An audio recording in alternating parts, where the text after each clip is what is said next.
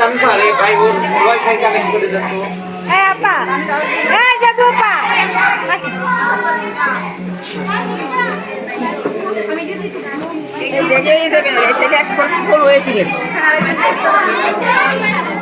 সময় পাইছি না আজ 2 পথে ছিলাম আমার তো কথা নেই আজ তাড়াতাড়ি চলে এসো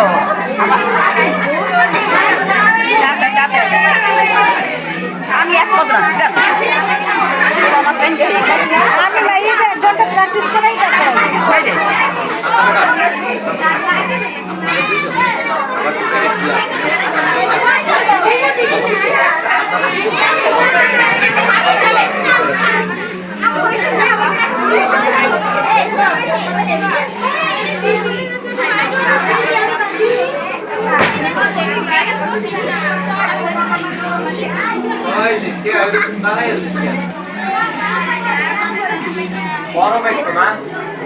তোরা যদি কেউ ইসে না দাঁড়াইস তাহলে আমি এই সাইডে দিতে পারি না না ক্যান্সেল দরকার নেই কারণ ভক্তরি দাঁড়াই এটা উঠায় বানা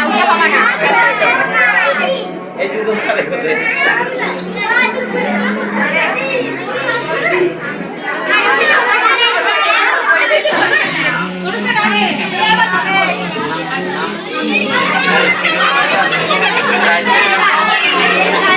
ম্যাডাম আপনারা তৈরি করে ম্যাডাম হলো 10-7 ফার্স্ট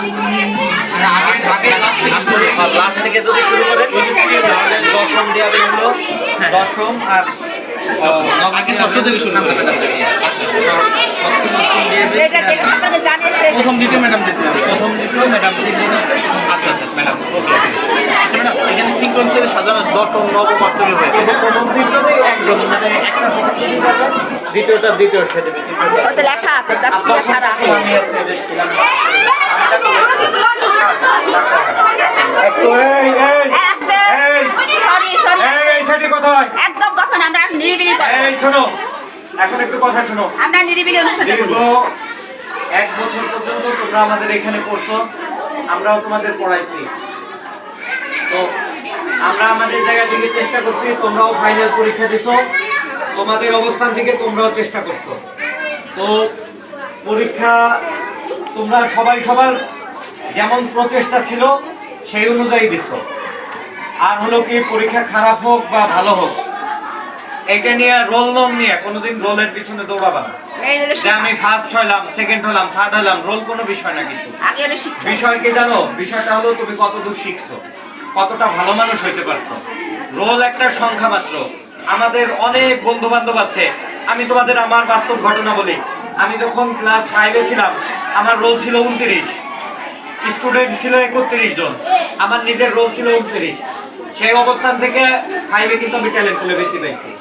বিলিভ করো আমার বাস্তব জীবনের ঘটনা তো তোমার মানে সামান্য একটু মুহূর্ত সামান্য একটু ঘটনা তোমার জীবন বদলাই দিতে পারে তো আজকে যারা ধরো খারাপ করছো স্কুল পরীক্ষায় দেখা গেছে খারাপ করছো আমাদের মডেলে খারাপ করছো সে যে জীবনে ভালো কিছু করতে পারবে না এরকম কিন্তু না অনেক আছে সেদিন এক বয়স্ক লোক আসছে সে বিসিএস ক্যাডার আমাদের স্কুলে আসছে বিসিএস ক্যাডার এডিসি সে বলতেছে যে স্যার আমার যে ফার্স্ট বয় আমি ছিলাম অষ্টম আমার যে ফার্স্ট বয় সে এখন একটা স্কুলে চাকরি করতেছে স্কুলে তাও বড় কোনো পোস্ট না আমরা তো যাই হোক ম্যাডামরা টিচার পর্যায়ে আছে সে টিচার পর্যায়ে নাই সে যে ফার্স্ট বয় প্রশাসনিক কর্মকর্তা মানে তার ক্লার্কের কাজ কথা বুঝছো আর সে ছিল 8 নম্বর সে কিন্তু এডিসি তাও বরিশাল জোনের কথা বুঝতে পারছো তো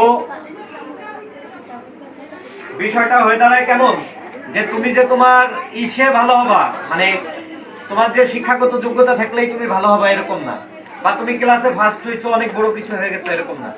নিজের ভিতর থেকে হিংসা অহংকার এগুলো দূর করবা। তোমরা এখানে ম্যাক্সিমাম মেয়ে আছো, হিংসা অহংকার কান কথা। তোমরা দেখো এখানে আমরা কয়জন টিচার পড়াইছি, তোমাদের 4 জন টিচার পড়াইছি না?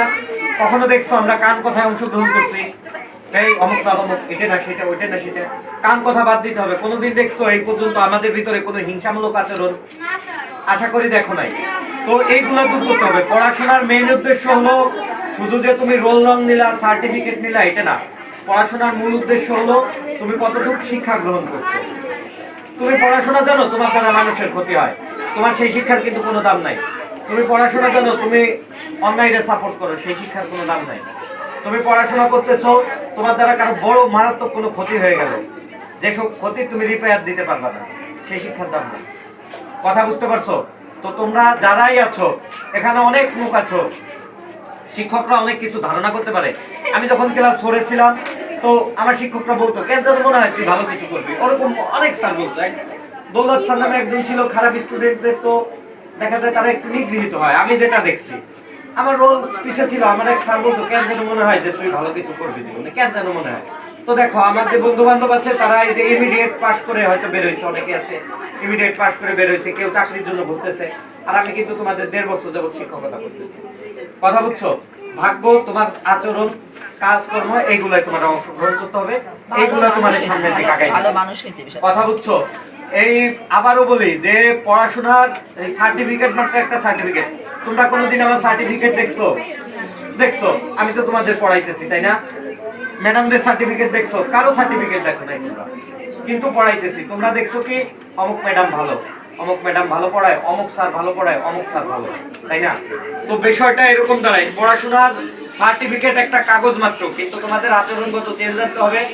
আর আজকে থেকে তোমরা যে কয়জন আছো তোমাদের প্রতি এটা একটা দাবি থাকবে, যে স্যার হোক, যে শিক্ষক হোক, যেখানেই দেখা হয়েছে সুন্দরভাবে স্থির হয়ে সালাম দিবা। যে শিক্ষক হোক, এটা যেন কারো মিস না হয়। অনেকে দেখছে আমি সালাম মিস করো, এটা দোয়া। আমার সাথে মিস করতেছো না, অন্য একজন টিচারের সাথে মিস করতেছো। সালাম একটা দোয়া, প্রত্যেক টিচারকে তুমি সালাম দিবা। প্রত্যেক টিচার, এটা তোমার দায়িত্ব। গুরুজন দেখলেও তুমি সালাম দিবা, যারা তোমার চেয়ে বয়সে বড় আছে, এটা মিস করবা না। যে সালাম আছো সালাম দিবা, যে হিন্দু আছো সে নমস্কার দাও, আদাব দাও, যেটা আছো মানে যে যে ধর্মের আছো সেই ধর্ম অনুযায়ী যেটা দিতে হয় সেটা দিবা, এটা মাথায় রেখো। আর আমাদের এখানে তো আমরা ই অনুযায়ী, প্রাইস অনুযায়ী বলছি, তো আমরা এতদিন তোমাদের পড়াইলাম। যদি আমার তরফ থেকে